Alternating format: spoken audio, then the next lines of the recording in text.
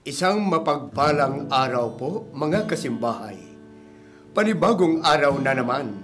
Halina't samahan ninyo ako sa pakikinig at pagninilay sa mabuting balita sa araw na ito.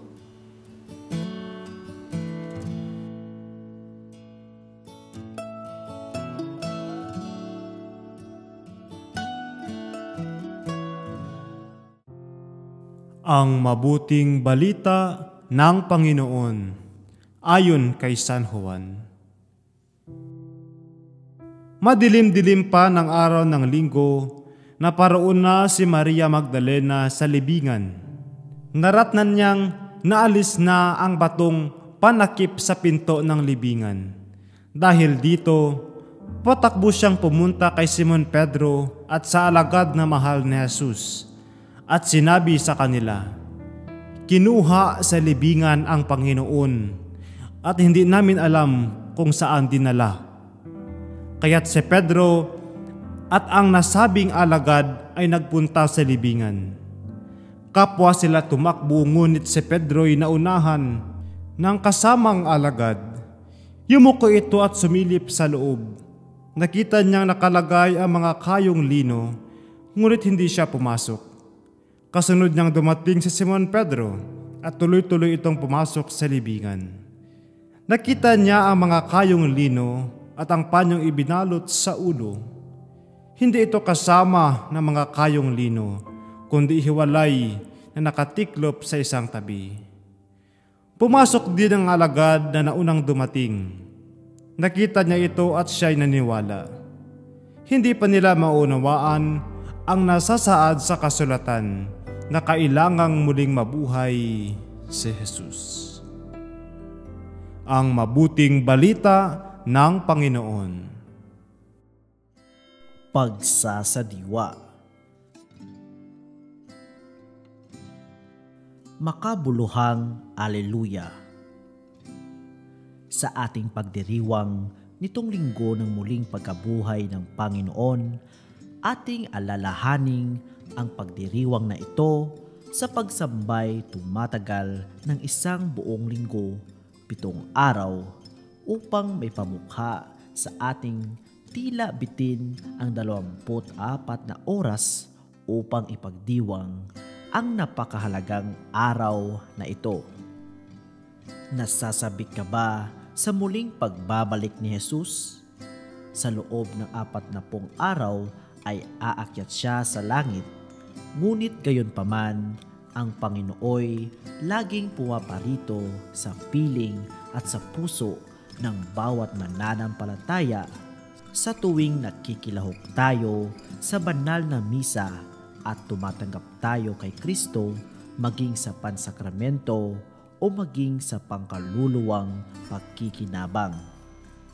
Sa tuwing tatanggapin mo si Kristo sa anyo ng tinapay at alak, isinasaisip mo bang siya iyon? Bukod sa Eucharistia, matatanggap din natin si Kristo sa ating asal at pakikipagkapwa sa iba. Mulit-muli siyang nagpapakilala sa atin sa pamamagitan ng ating kapwa. At panghuli, muling magbabalik si Jesus sa kaorasan ng bawat isa upang mamatay at sa wakas ng sanlibutan. Mula ngayon, panay aleluya ang sinasambit sa pagsamba o pagsimba. Sana hindi lang ito bukang bibig, inuusal ng hindi taos puso. Ang ibig sabihin ng aleluya ay purihin natin ang Panginoon. Inatasan niya kaming mangaral sa mga tao at magpatotoo na siya ang itinalaga ng Diyos na maging hukom ng mga buhay at mga patay. Muling sinasabi rito ang ating misyon, ang pagsusugo sa atin ni Kristo upang gawing mga alagad niya ang lahat ng bansa at mabinyagan ang lahat sa ngalan ng Ama, ng Anak at ng Espiritong Banal. Atas na mahalagang isaisip at gawin ng may pag-ibig dahil babalik si Kristo isang araw upang hatulan ang lahat. Marahil may sumasagi sa diwang, saka ka na lang magpakabait, saka ka na lang mangaral ng mabuting balita, saka ka na lang humingi ng tawad.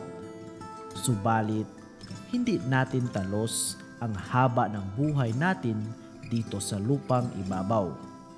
Baka ang kaorasan natin dumating bago ang pagdating ni Kristo sa wakas ng panahon. Maghanda tayo. Naway hindi tayo madatnan ng kamatayan na hindi naghihintay na may pananagutan. Naghihintay sa Kanya habang pinagsisikapan siyang mahalin lalo na sa mga kapwang duhat sawi. Sikapin nating mapalalim ang ating pagsasabuhay sa pananampalataya, hindi lang pawang pagsasaya, pagdiriwang.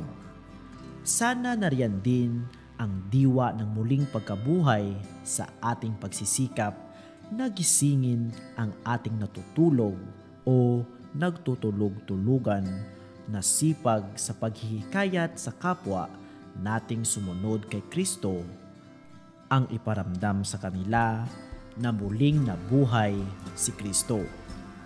Naganap na ang ating kaligtasan at katubusan sa objektibong paraan, ngunit nananawagan ito na tanggapin at alagaan natin ang alok na kaligtasan at katubusang ito. Mga kasimbahay, napakinggan at napagnilayan po natin ang mensahe ng ating Panginoong sa araw na ito.